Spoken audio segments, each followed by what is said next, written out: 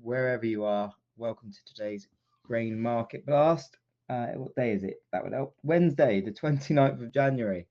Uh, there she is. I was about to say, let's get the legals out of the way, but Angie is right there. So while she's joining, I will do the legals. Nothing discussed on this basic session constitutes trading or investment advice or infers any kind of endorsement by PIQ Global Limited, Trainers PIQ or PIQ Suite, or indeed the hosts, which, as you know by now, is Angie Setzer, I'm here. a the goddess of grain. Yay! And myself, Mr. Ryan Paisley. Yay! Yay! I Yay! feel like the Wednesday. Happy kid hump that comes day. running in. Yes, yes. Yeah. What day is it? It's Who is the Wednesday. president? That's just it. That's what every day, every time. I can't help it. I am 40. Well, 42 for the last week. Today Oh, marks we the missed your start. birthday. No, not Wow. yet. Not yet. It's next Thursday. Just so Oh, you know, I okay, okay. expect a huge fanfare and Oh, red carpet absolutely. rolled out. So you have a week to prepare. But yeah, I still spell it Wednesday in my Yeah. head. Oh, absolutely. Yeah, it's just one of those things. So, welcome to Wednesday. Market wise, overnight we were a little spicy in the grain markets. It's been a while since I've woke up at 3 a.m. and been like, "What the hell's going on?" Corn was up 6, beans were up 7, 8 cents, wheat was up 4, 5, 6 cents. And really no story, right? Like, I mean, there is one, there are a couple, or whatever, but like, there wasn't anything that usually when we're up like this on the overnight, at least over the last couple of years, you would see something and you'd be like, oh, okay, let's point to that.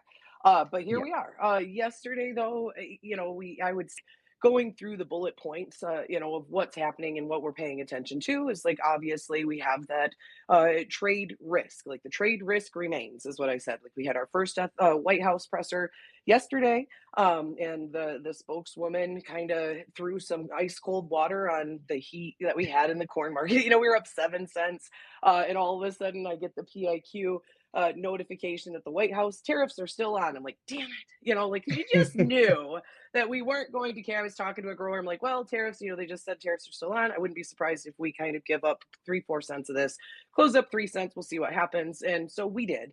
And that risk still remains. It's something that we have to really pay attention to, and something that's going to create increased volatility. We get Lutnick's Senate confirmation hearing today.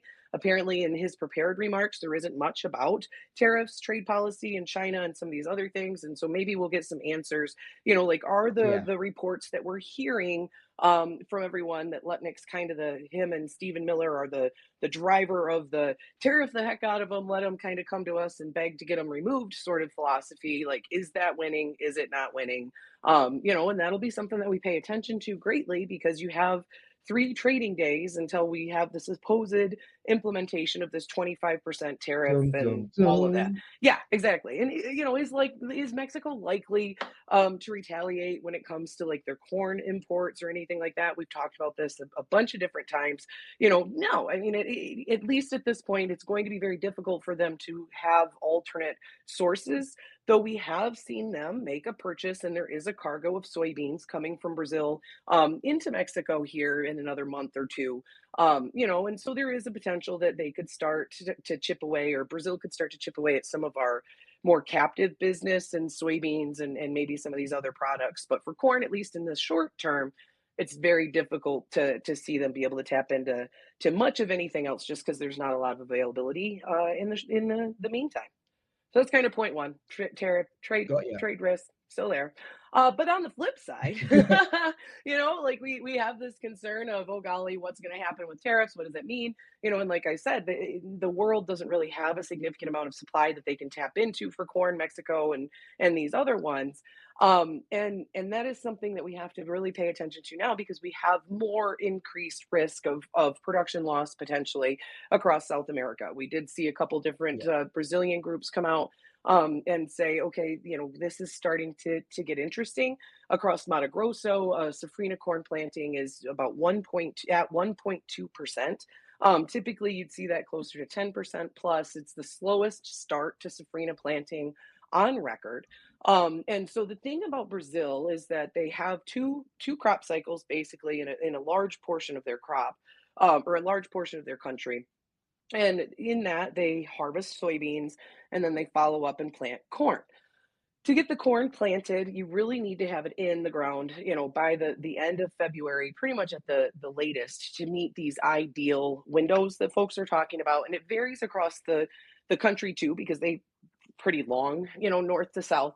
And so there's different Yeah. risks that happen. But the later you push safrinha planting, the more likely you are to see the crop come into maturity during the dry season. So rain tends to shut off in Brazil in April. And so, if we push into February, March planting and beyond, you're talking about pollination and all of these other things, May, June timeframe in the midst of this dry season. And, obviously, corn needs rain. And so what we've seen is there is a concern. Our friends at AgriInvest there have said that in years where you've seen recent delays, you're looking at 10 to 15% loss in production. And I've mentioned this, I think, every day this week. But we're starting to hear more folks talk about it as being an issue, and something to pay attention to. AgriInvest has said that the growers in Brazil are looking to maybe switch as many acres as they can away from corn and into sorghum potentially. Now, there's not a ton of sorghum seed around, so we're talking maybe a million to a couple million acres based on the information that they've put out there. But that is something to watch as well, just simply because we don't have that square to spare, like Elaine and Seinfeld, right? Not a square to spare. We don't have a bunch of corn just hanging out to kind of offset some of these losses. And so we're going to have this yin and yang of the concern over Mexico and what that means in Canada too, but not to a great extent as Mexico when it comes to corn.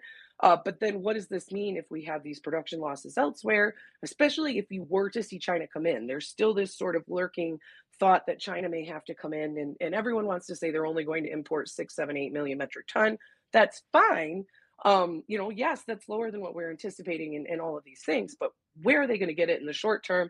And there are some talks there that they have some pretty bad quality issues that have kind of popped up that could continue to be problematic and lead to even tighter world stocks potentially. So something to really pay attention to there. And With then, you. I'm with you. the And then, last thing, finally, we are looking at, and that's been one of the things that I've talked about for a while now. India did India did kind of say, yes, we are going to do this 20% ethanol blend in 25, 26. We're going to bump that up from 2030. That was mostly expected, but they are increasing the price that they're paying for ethanol as well. And so the thing about India that's really interesting is that a lot of folks had thought they really weren't a market that was accessible to the US for ethanol because they have certain rules about what you can use in fuel and these types of other things. I've had some conversations, some really interesting conversations with the US Grain Council and some former members and things like that about what you see for demand possibly in India. And it's interesting to note that, yeah, they may not use corn or the US based ethanol for fuel, or they may have certain rules or whatever, but the demand is continuing to grow there. And to see them really try to incentivize continued domestic production increases and all of these other things, you're likely to see them continue to increase some of these imports. And so it'll be important to watch here, both because Brazil is ramping up their domestic ethanol production that they're using, or that they're using corn to produce. And so if we continue to see growth in global biofuel demand, I think that's one of those things that we're kind of having trouble counting long term. Like, right. a lot of folks like to talk about the increase in production long term because that math is easy.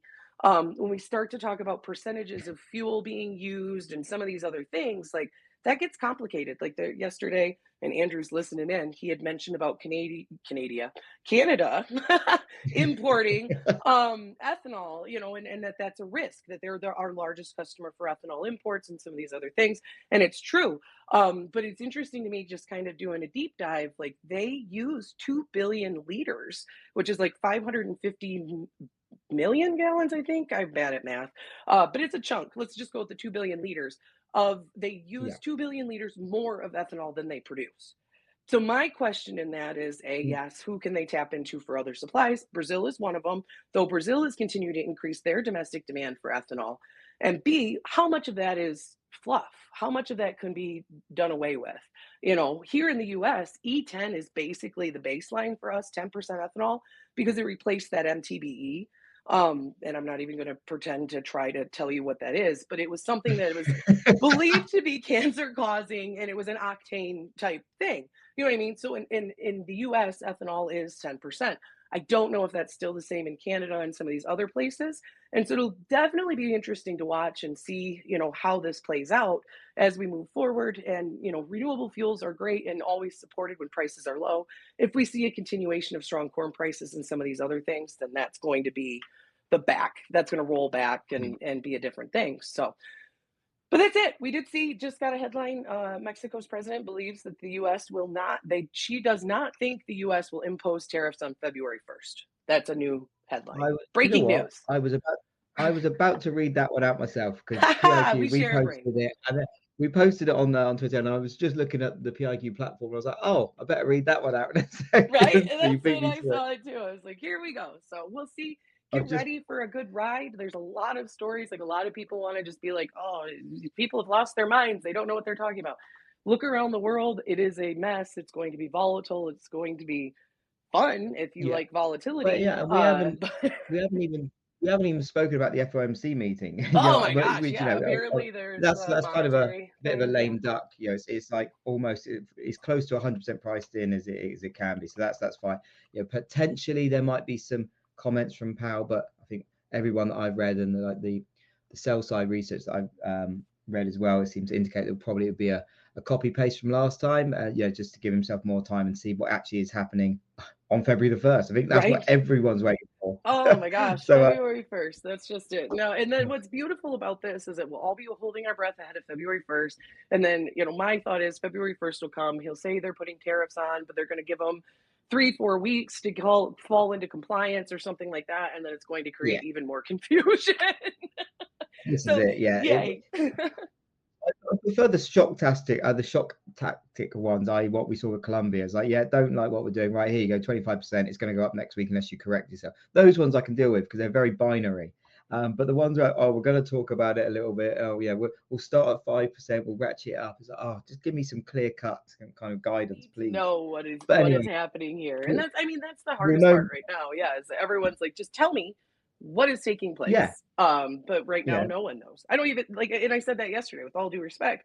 I don't think Trump knows right now what it is that he wants to do. I believe he Oh, is yeah. working to, I can't imagine.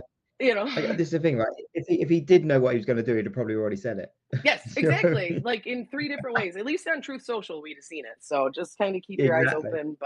But yeah, so lots of stuff, lots of moving pieces, so many things it's hard to kind of pin down. But weather, trade, and geopolitics, not hard at all. You should be able to figure it all out. No worries. Exactly, easy peasy. And just tune in and let Angie explain it all to you, like she does to me. Perfect. Well, thank you very, very much, Angie. We're halfway through the week. And yeah, so I will see you bright and early tomorrow. Well, bright and early for you, mid-afternoon for me. Yes, Listeners, as always, especially the regular listeners, we really appreciate it. Also, we really appreciate the feedback we've been getting. It seems like a lot of you are loving the show, which is brilliant. Yeah, if you are trading today or if you are working out in the fields today, stay safe, keep it tight, and we'll see you tomorrow. excellent. Ciao. See you tomorrow. See you tomorrow.